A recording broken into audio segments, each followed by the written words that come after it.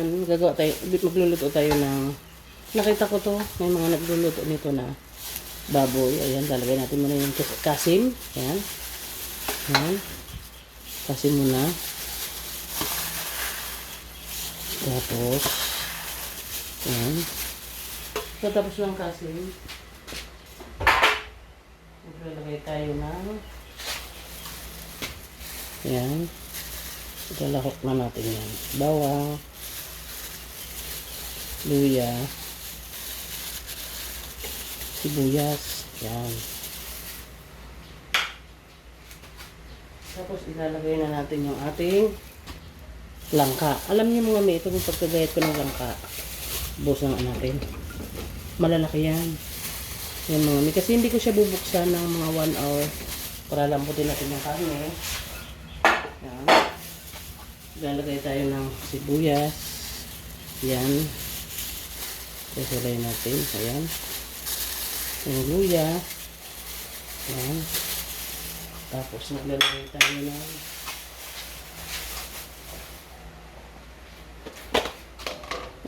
ng laurel para mabango.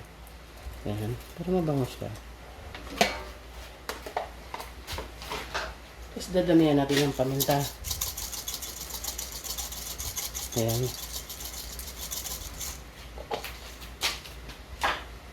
Tayo ng patis. Yan, para hindi na natin lagyan ng asin.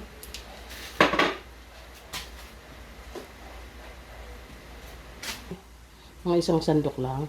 Yan. Isang sandok lang yan. Ang dami na yan. Tapos, ang ilalagay natin dyan mga mi, na tubig. Yung pangalawang gata. Ito, madaming malinis to mga mi. Hiniga ko na to. Yan, pakukuloyin natin siya. Kanyang sariling apoy. Hindi natin siya bubuksan hanggang 1 oras natin siyang hindi bubuksan. Pabayaan lang natin na kumulo. Tatakpan natin yan. Tatakpan natin at bubuksan na natin yan mga may. Yan. Antay pa.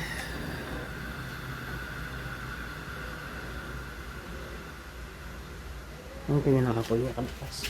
Uy! Hala, wala ng tubig. Hala ka. Wala ng tubig. Hala, dumikit na.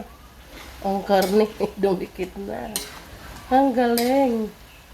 Dumikit na yung karne, malambot na. O, di ba mga may legit nga ni. Ay, ang bango na. Ay, grabe, ang karne, naghiwalay na. Yan. Lalagay na natin mga may yung kakanggata. Lagayan, oh. Oh, ang lambot. Yan ang technique. Lalagay natin mga may. After 1 hour, lalagyan natin yung ating kakanggata. Wow! Diba? Paiigahin ulit natin. Maglalagay tayo ng medyo maanghang mga mi. Isa na lang na 4 cubes. Ay, dalawa. Medyo maanghang. Ayan. Pakukuloy natin. Malulutuin na natin ulit yung kakanggata. Ayan. Ang sarap. Uy, grabe.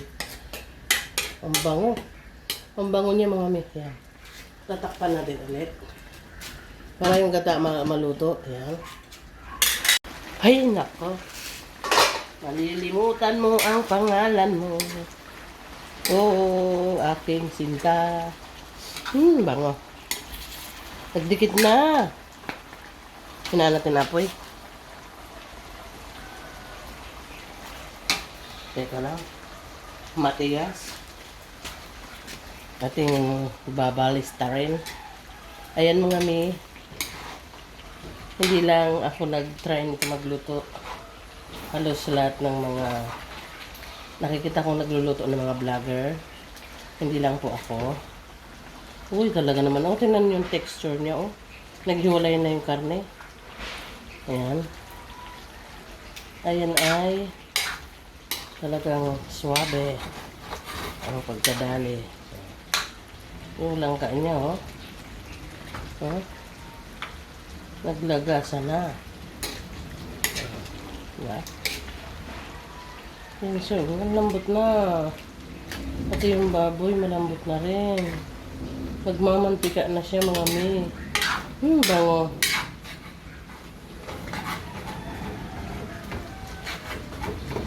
Dumikit yung baboy. Ano natin?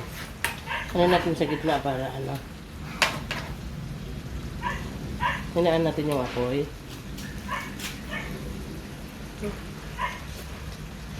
Harap.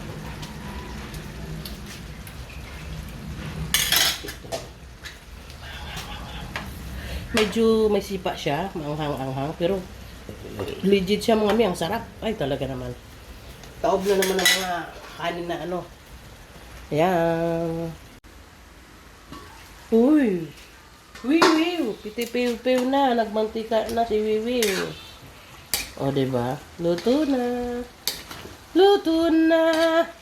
Luto na po. Ang bango-bango na. Dumikit na siya. Okay. Fine. Luto na. Yan na. Papatayin na natin.